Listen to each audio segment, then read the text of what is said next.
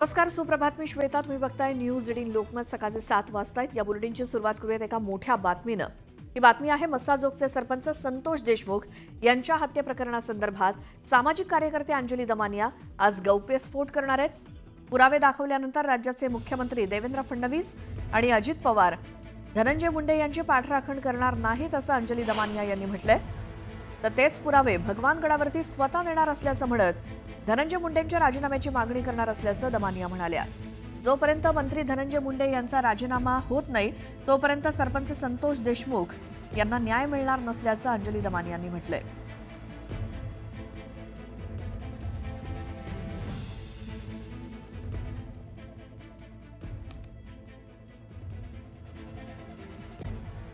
एक मोठी बातमी आहे. आशिया खंडातील सगळ्यात श्रीमंत महानगरपालिका असलेल्या मुंबई महानगरपालिकेचा अर्थसंकल्प आज सादर होणार आहे.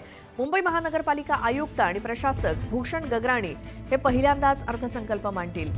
या अर्थसंकल्पात पर्यावरण, प्रदूषण आणि बेस्टसाठी ठोस उपाययोजना आखण्याची शक्यता वर्तवण्यात येते. मुंबईमध्ये विविध योजनांसाठी आणि पायाभूत सुविधांसाठी भरीव तरतूद या अर्थसंकल्पात असेल असं सांगितलं जात आहे.